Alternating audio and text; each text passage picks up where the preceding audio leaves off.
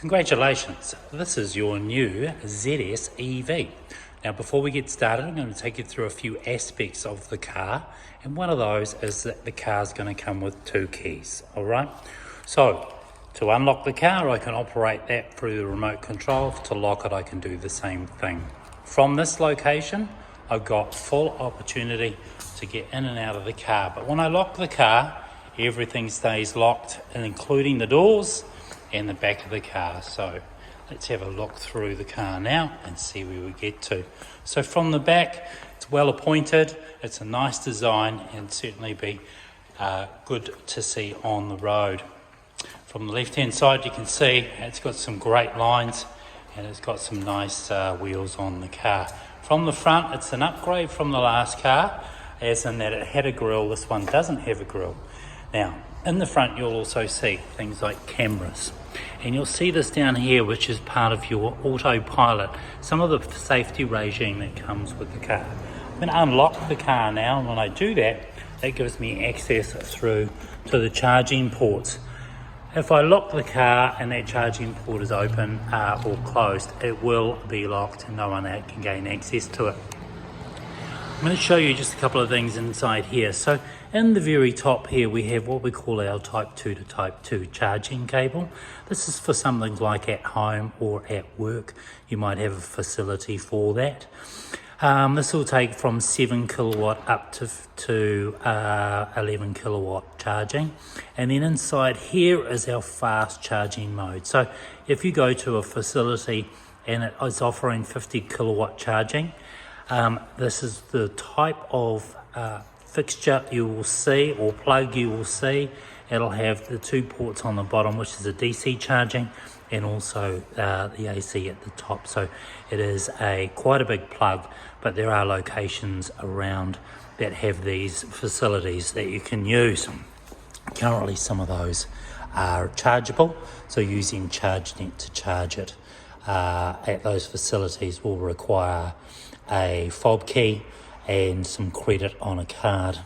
Now this here on the right hand side indicates the level of charge in the car, and when you first put the charging cable in, what will happen is this will go green and to blue, and then that will tell you it's in charge mode. So again, this one's for generally at home or a facility at work where it's a controlled environment for charging. So we'll close that off now. There's a little spot in here for just in case it gets towed. The car has gone into lock mode. Comes with a 7-year warranty and 7-year roadside assist. And you'll find that sticker here, and on the back side of this you'll see the 0508 number. Also you'll see little cameras around the car. This is the camera itself. There's 360-degree cameras on this unit. And one of those is also located down the back of the car. You can see right there. Sensors all around the car for a very good reason, and that is to sense anything that might be operating that you don't know about when you're around the car. Now opening the back's relatively easy, and we have like a shelf type program in here. This is the higher shelf, the higher level for items. If you want to store them into the bottom, low and left and right hand side, you can. There's storage underneath, and this is where you will find your charging cable for home, and I'll pull that out so I can show you that in a second. There's an inflation kit down here also. That inflation kit is used in case you get a flat tire and you're away from, say, the city and you need to inflate the tire. Some rubber sealant will seal the tire until you get to a location to replace the tire. Also an emergency triangle, which is also supplied inside here as well. Okay, so I'll take this out, and this is what you use at home. So it's got a 3-pin on this end, and then on the other end it's got your type 2 to type 2 plug. I'll show you how that works in a second. Okay, so let's get back to where we are now.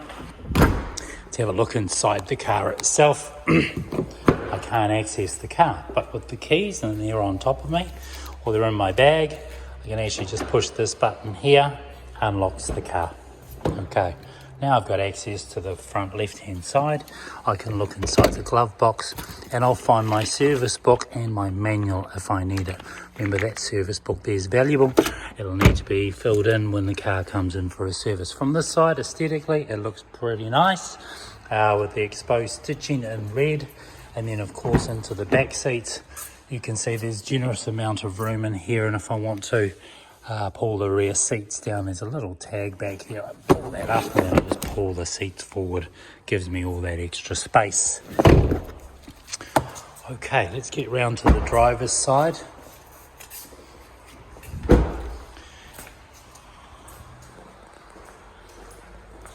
And once we get into the driver's side again, if I push this button here, I can lock the car or I can unlock the car.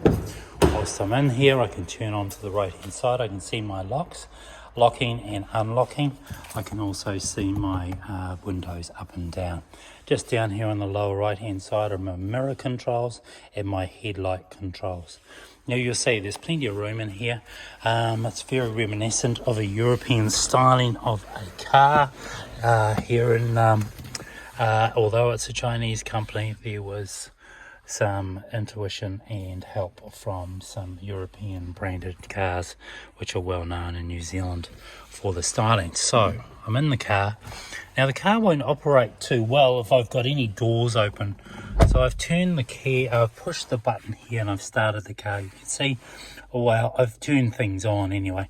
You can see the little orange button there, and if I push it again, it goes into a green light, and all of a sudden it's going to ask me whether or not I'm interested in starting the car. For me to start the car, I actually need to put my foot on the brake, and it'll go into ready systems mode, and all of a sudden the steering wheel is really easy to maneuver because power is now operating that steering wheel. Now a couple of things I see immediately straight away, things like on the right hand side my power consumption, and on my left hand side my kilometers and speed. I've got a vehicle in the middle there. I've also got a lane assist monitoring up there, and it also shows me at the top left hand side I'm in the driver's seat, but I've not got my seat belt on. Down the lower part of the car, you'll see down here, you'll also see 94% and a 3 in a circle. I'll come to that in a second. So the 3 in a circle means regeneration mode. That's when the car itself, when you're driving the car, you can actually regenerate through regenerative braking and or deceleration. So this is called cruise, just down here in the middle.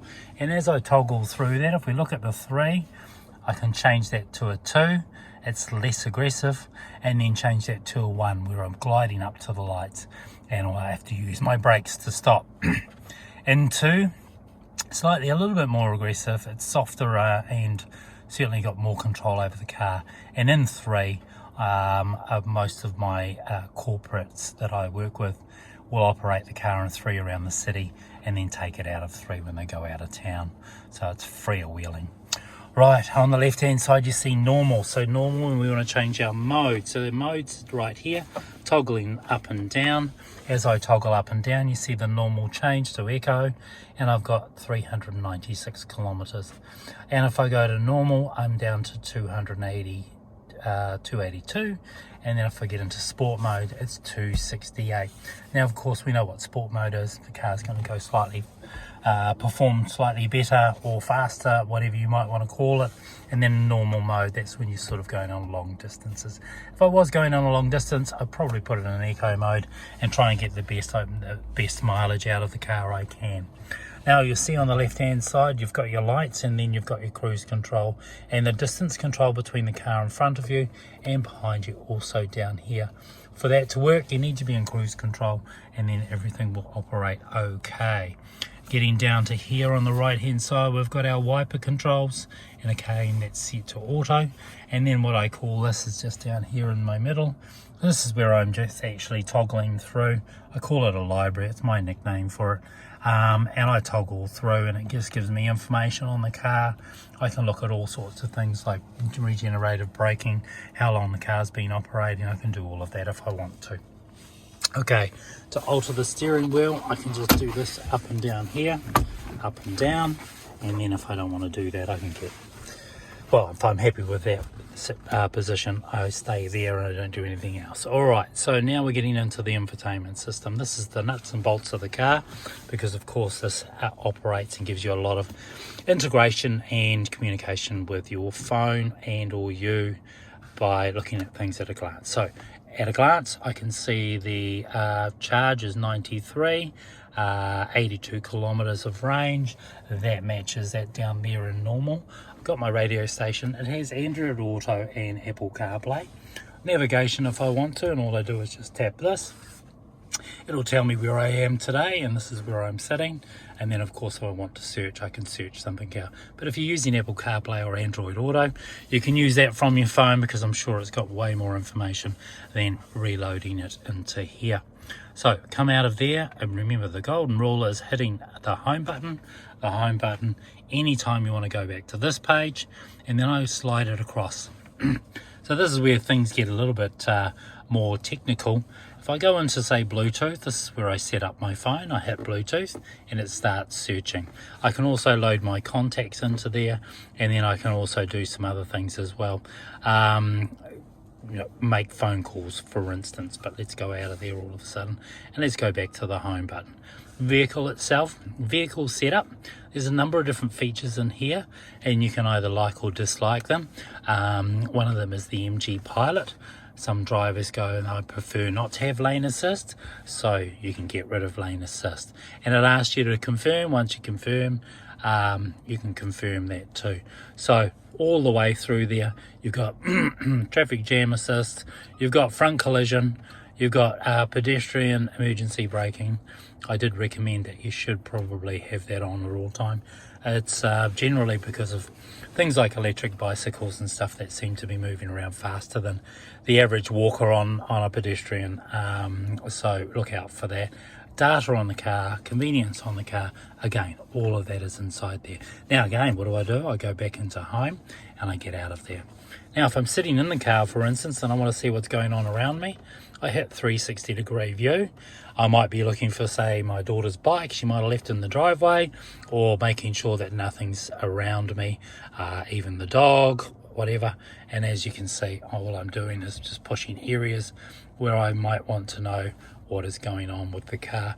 I can get into 2D mode also, which is pretty similar. But it just rotates a few things, and it's quite cool, and people love it. And again, as I turn the steering wheel, you can see me turning the steering wheel now, you can also see the direction finder on the camera watching the wheels moving from back to forth. Okay, so outside of there we've got our air conditioning. I can go in there and I can change the air conditioning up, and I can put it in different areas. I might pop it onto the top end, I might pop it onto the windows. It's relatively easy to operate. You've got your demister on the front and the rear here, volume control down here also, and then of course your temperature control for what we're seeing here is air conditioning. One other setting that you might want to set up if you're interested is not only your sound system here. You can go into here and you can change that around.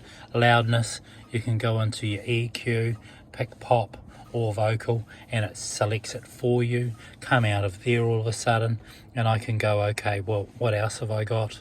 And I can go through, and one in here is called Bind My Phone. So this is one where you bind your phone, open that up, load the MG iSmart app to your phone, and then after that you're binding your phone through a QR code. The QR code's related to the car, the app is related to your phone, and then links you to the car. Then what you can do from there is all of a sudden you've got total control over your car from inside your office, on a plane, in Fiji. You can turn it on, turn it off, you can turn the heating on before you even arrive. You can check your battery, a number of different features. It's a great feature to have, and again, it's in the palm of your hands, so that integration is really, really cool. Alright, so we get out of there and we're inside out this mode. We've got driver controls, D for drive obviously, N for neutral, R for reverse, let's put it in reverse, and all of a sudden my camera's working in front of me. When I want to stop the car, when I stop the car and I want to park it, all I do is push the top, it parks it, and you can see it, and you can also feel it when you're parking the car. All right, I want to have a look at the battery at a glance. It's going to pull that up. All I'm doing is toggling, and it's just going to give me information. All right, so now we're past this piece. I'm going to get into the bonnet, and I'm going to show you the areas you can't play with, because it's going to be a bad idea. Right, so let's grab this charger. Let's hit the front of the car.